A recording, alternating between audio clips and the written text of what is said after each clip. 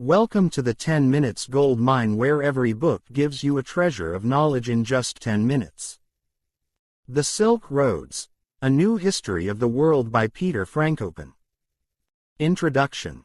In The Silk Roads, A New History of the World, Peter Frankopan challenges the traditional way we view world history.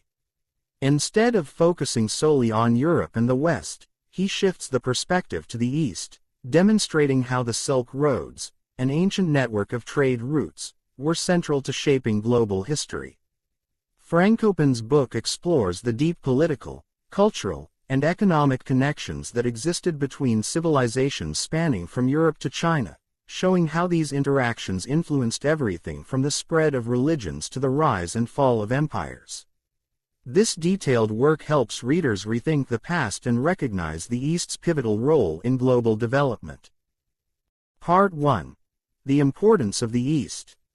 Frankopan begins by revisiting the idea that much of history is told from the perspective of Western powers. The traditional focus on European events often leaves out the significant contributions and influences from civilizations in Asia, the Middle East, and Central Asia. These regions, connected by the Silk Roads, were the heart of commerce, culture, and innovation long before Europe began to dominate global affairs.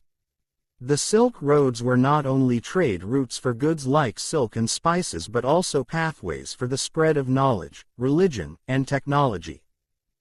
For centuries, empires such as the Persians, Arabs, Mongols, and Chinese were the central players on the world stage.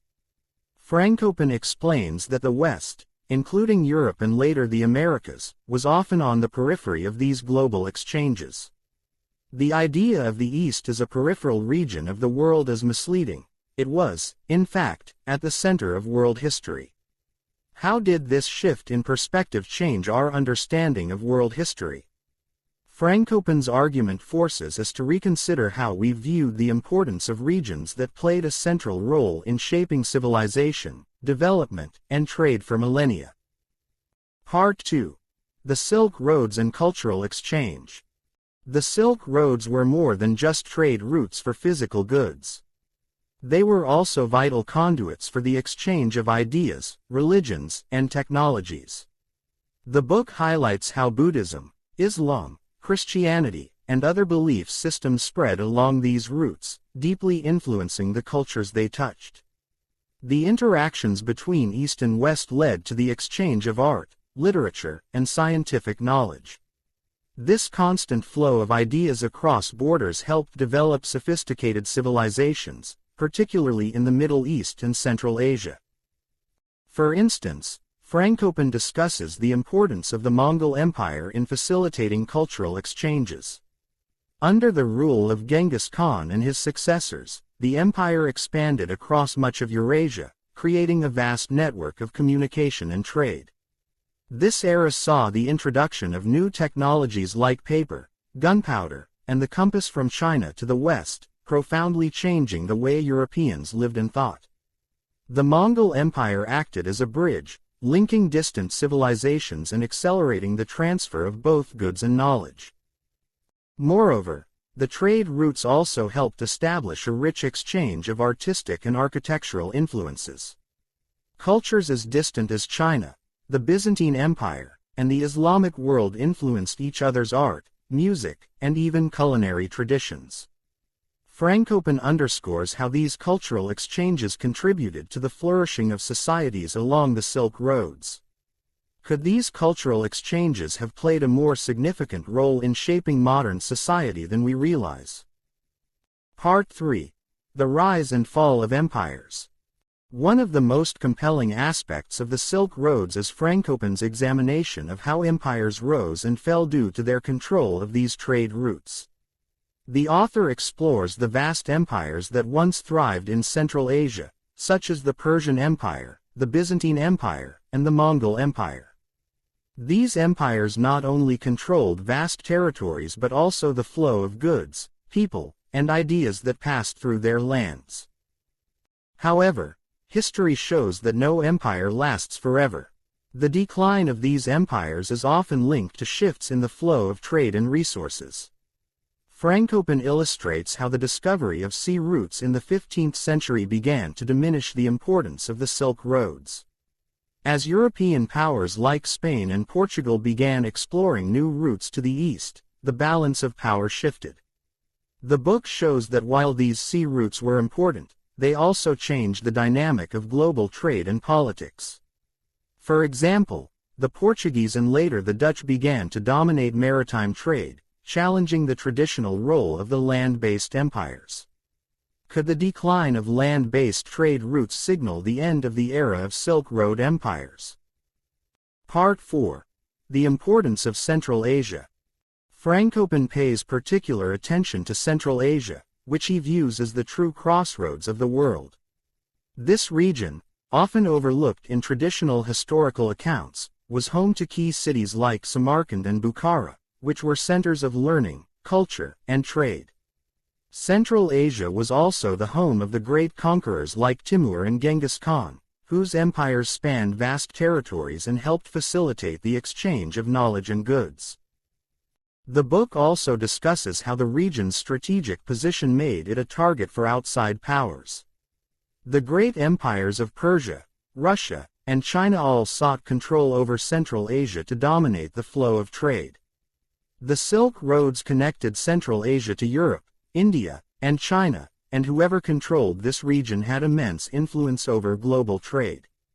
In fact, many of the conflicts in the region can be traced back to the desire to control the Silk Roads. This raises the question: what role did Central Asia's geographical location play in shaping the political landscape of Eurasia? The book explores this question by focusing on the region's geopolitical importance and how it influenced the trajectory of world history. Part 5. The modern impact of the Silk Roads. Frankopan doesn't just stay in the past. He connects the historical significance of the Silk Roads to the modern world, particularly with China's modern efforts to revive the ancient trade routes through its Belt and Road Initiative (BRI). This massive infrastructure project, which seeks to build roads, railways, and ports connecting China to Europe, Asia, and Africa, has drawn comparisons to the original Silk Roads. Frankopan suggests that while the original Silk Roads were vital for trade, the current geopolitical implications of the BRI are even greater. China's economic rise and its ambitions for global influence are reshaping the political and economic landscape of the 21st century. The resurgence of the Silk Roads in the modern era demonstrates the lasting significance of this ancient trade route. Frankopan notes that the revival of these routes brings to light how much global power dynamics have shifted. China's dominance in global trade and its strategic push to dominate new Silk Roads could have far-reaching consequences for the balance of global influence. How might the new Silk Roads reshape global power dynamics in the future?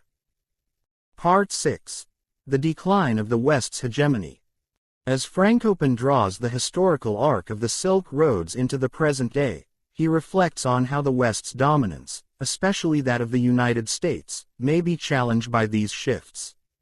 Historically, Europe's control of trade routes and its colonial exploits gave it significant power.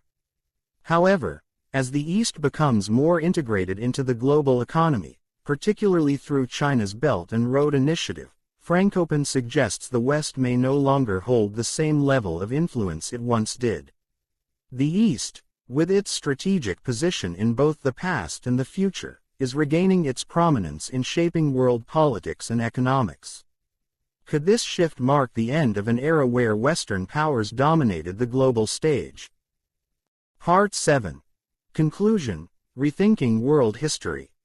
The Silk Roads, A New History of the World encourages readers to reconsider how they view history.